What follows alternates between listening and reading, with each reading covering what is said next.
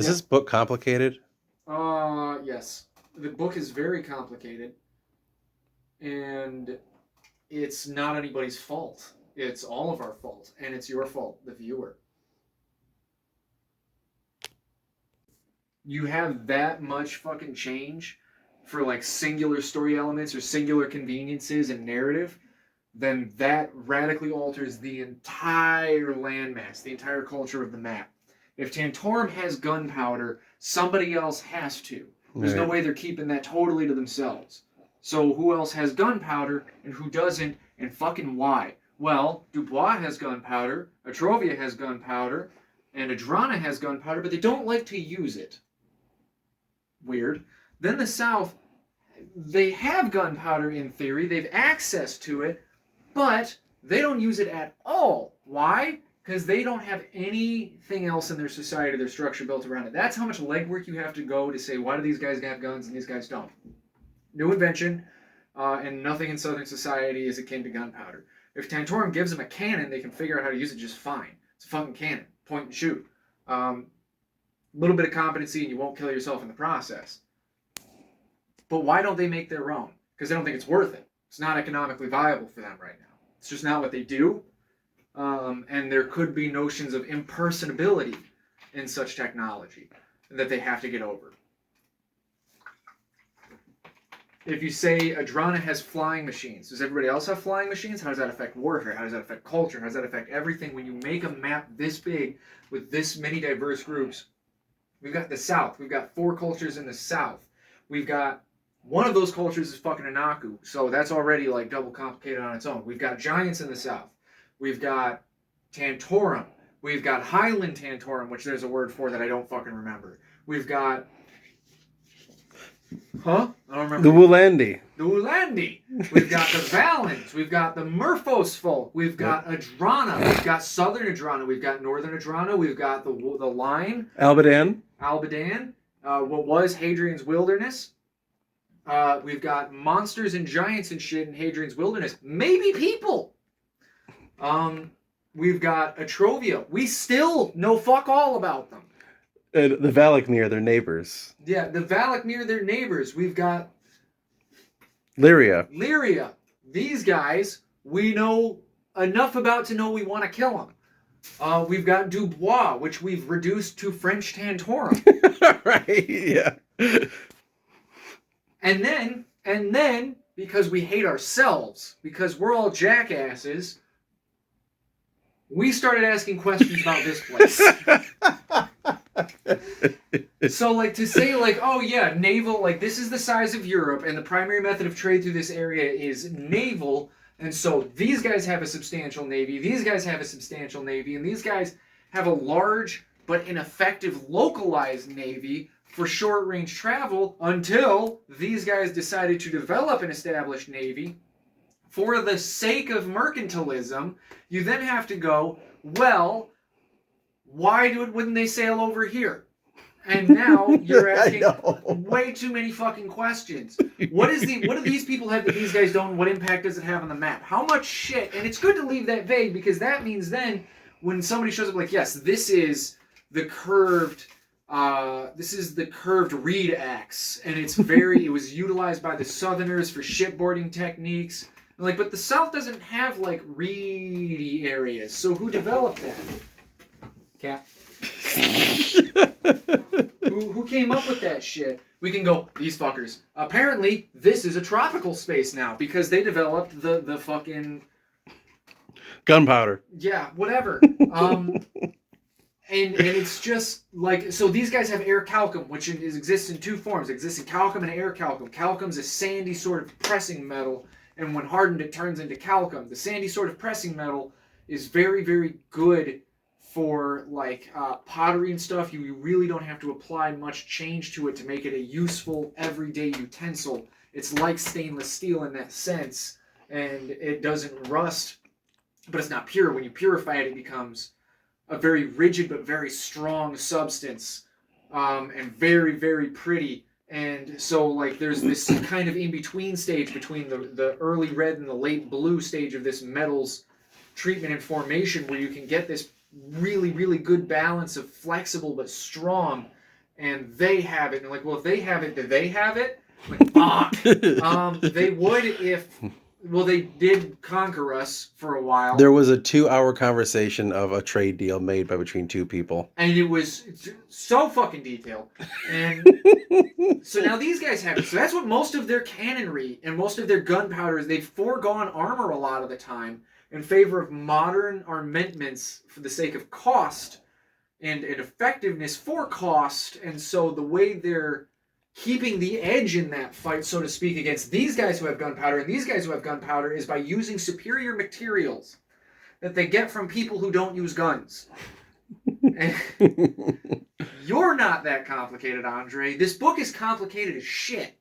Because there's not one question you can ask. Ask me any question about this fucking map right now.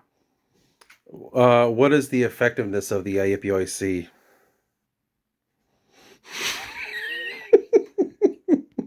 So, because we hate ourselves, the IUPAC, this is this guy, right? Yep. The IUPAC? Yep. So, right here you have a shared space between Tantorum Dubois and the Southern Kingdoms. That shared space is also the causeway to trading centrally into a continent covered in mountains and other shit that doesn't want you to walk through it, and closed borders and tensions. So if you're a trader and you're just trying to not deal with that shit, you've got one choice: boats. And so say you're a trader from Adrona and you're like, oh, well, I want to deal with the border checks and taxes and all that shit and the possible shakedown and the fucking all that. So boat, trade, trade, trade, trade, trade, trade, trade, trade, trade, trade, trade, trade, trade, trade, trade. Don't land there. Yep. Home. And suddenly you have what essentially amounts to the Ivory Coast is the IUPAC. It's that fucking important. And everybody wants it. Like, that's been an ongoing tension. The entire trade war was about control of this trade lane. Because nobody wants to change the rules to say, well, if you're a trader from here, you pay this amount of tax here. Because nobody wants those rules imparted on them. Currently, this fucking channel powers the economy of basically every country on the map. If they don't all have access to it as a trade lane, it's a problem. But then, you have the weird stance of Tantorum, the south, and some allies from down about here, if I remember properly, and these guys, who their stance in the war was nobody should have control of it. And it's Free trade, yeah. And it's like, you could say, well, that's in the name of liberty and freedom and shit, because they're the good guys, but they're not. It's just that if Tantorum took the stance that, no, we should have control of it, not you, the South would have sided against them. Yeah. Because nobody should have, if somebody has control of it, it's going to be based off naval power.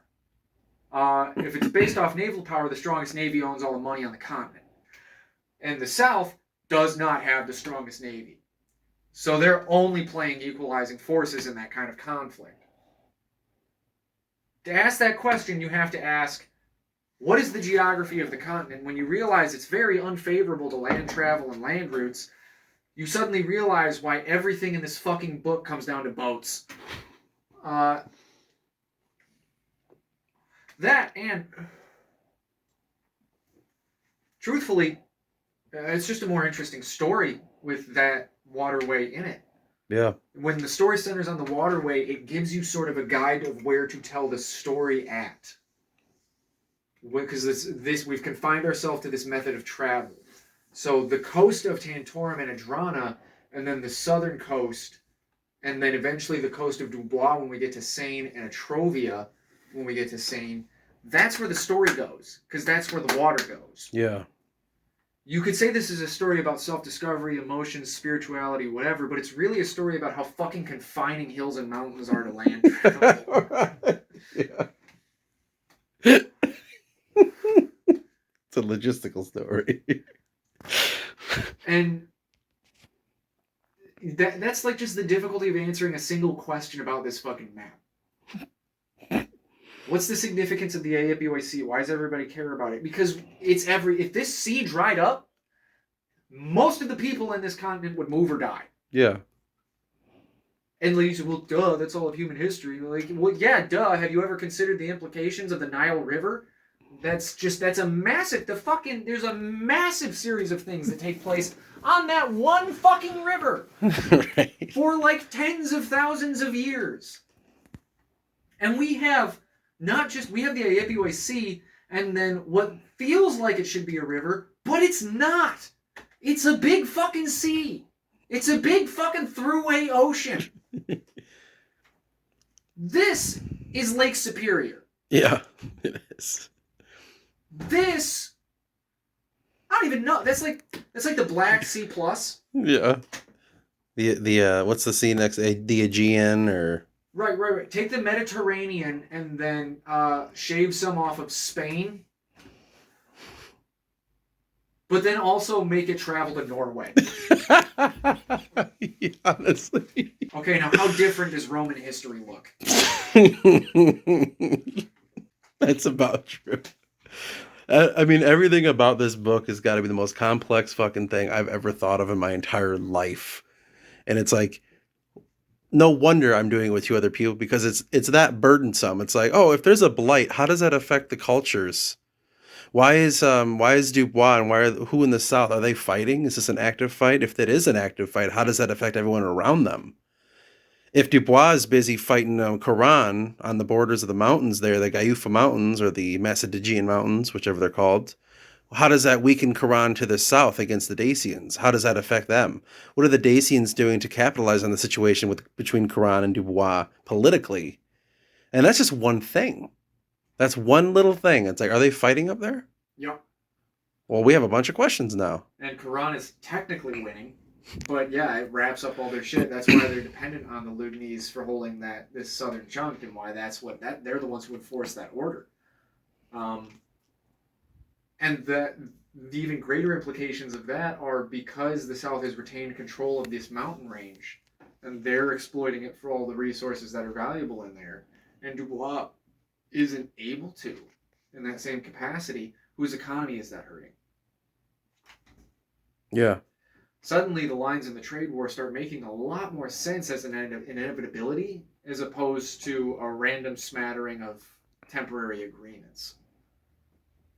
Tantorum doesn't own the South anymore, and they're not currently in a position to own it again. So they need the South on their team to retain their position as a great power in the world for the resources and trade they get from that place. Why have tensions between Tantorum and Adrana eased? Tantorum has new enemies to face. We don't have to like each other to acknowledge that we're not really each other's problem in the modern era. Yeah. It's a weird stance to take that you're still our enemy. Honestly, yeah.